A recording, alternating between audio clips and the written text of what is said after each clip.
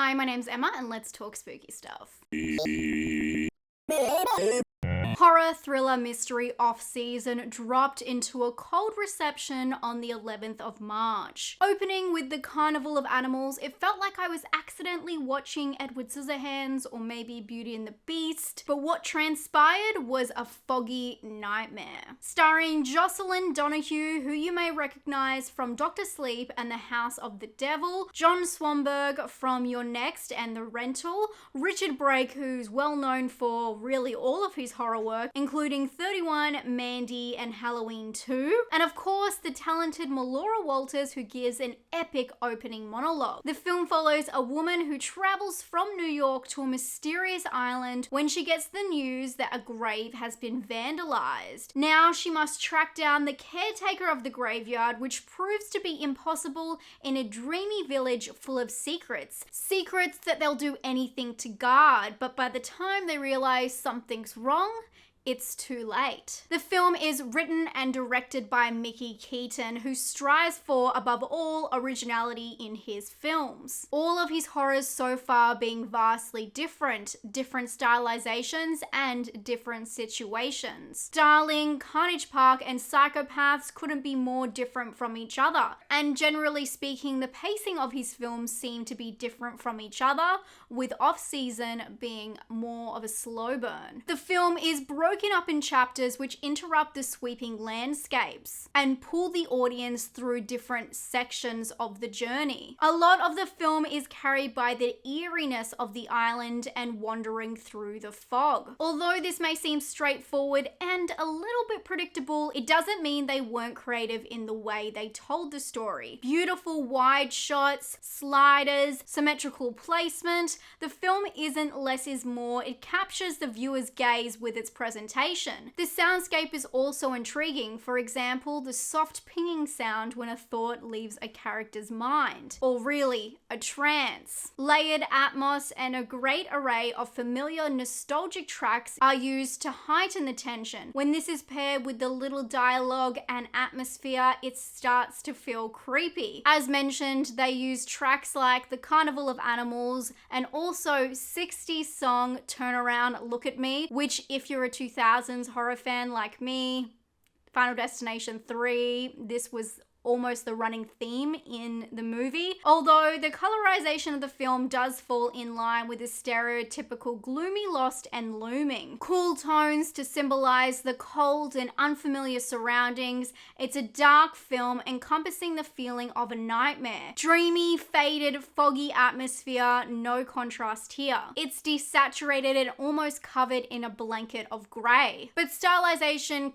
can't save a story, even though we really want it to. The film does have an unwinding mystery, but with its dreaming surroundings and slow tempo, the momentum is soon lost, and no heightened moment in music can save that. Its attempt at scaring the viewers does not live up to the looming eeriness. It does paint on its mystery element very thick, but it's over halfway through the film before any real terror sets in. And by now, the audience is aware that the pace does not bode well for a compelling conclusion. Although there is a peak ending, I don't feel like it's a satisfying payoff. The story is well explained, but the tension falls flat. This could be because the style is detrimental to putting the characters at stake. We feel like we're in a dream, or really a nightmare, so how can we be sure that anything that we see is really happening to the characters?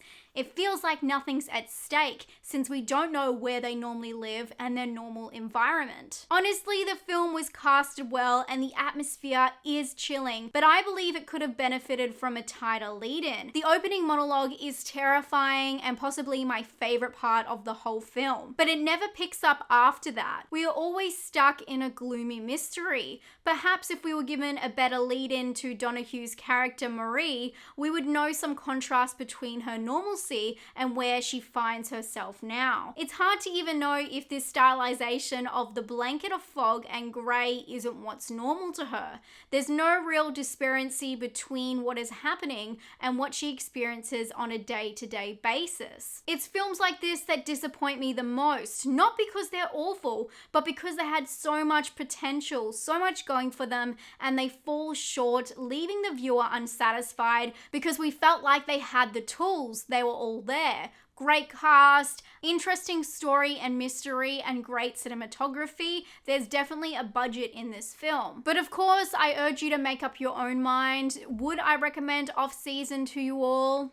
I have to say, probably not. Honestly, with what I can gauge from my normal comment section, I don't see many of you being satisfied with the result. There was nothing to pull me through the story, or really nothing grabbed me, since this is the only existence we know for the lead. And it's not an awful film as many of the reviews have stated. I want to make it clear that's not what I think. It just doesn't have the impact intended. Off Season falls short. I'd say that the film, if anything, is kind of like Silent Hill just because of the atmosphere meets Channel Zero. It's got some of those elements at play. But good news, the director, Mikey Keaton, actually has another project in the works. It's currently in pre-production. It's called Crooks. And the most exciting part is Juno Temple is rumored to be attached to this project. So keep your ears to the floor. I'm gonna give Off Season a 6 out of 10 for personal score.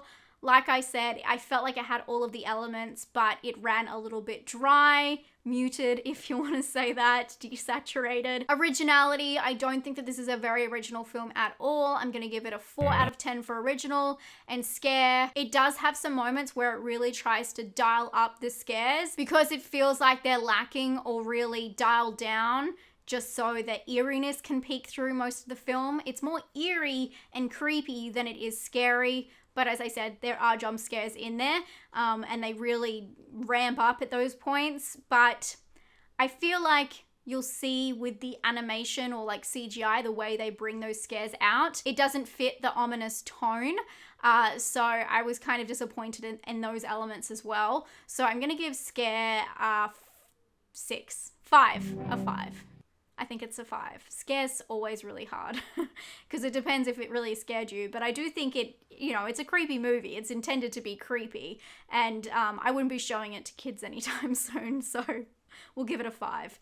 I would love to hear what you think of Off Season. Did you even hear about this film? I did mention it in my What's Coming to VOD this month, but I feel like I heard no one talk about it after it was released. I know that it did a couple of film festivals before its release this year. Last year, it was at South by Southwest, and people were kind of still on the fence with it then. But with the trailers, I was just really hoping that there was more behind it and maybe people were judging it harshly, but I do understand their concerns. Let me know what you thought of Off Season, or let me know if you're going to watch it. It is on VOD rental platforms in some countries, so think Vudu or Apple. You can rent the film, but it's not on any streaming platforms just yet. There are some rumors it's coming to Shudder. But I hope you're having a great day. I can't wait to see you again in a few days for another video. If you have not subscribed, I would love to have you here. And if you did find this video helpful, or you find my videos helpful in general, give them a thumbs up. That really does help out. And I'll talk to you very soon. Stay safe and stay spooky. Bye, friends.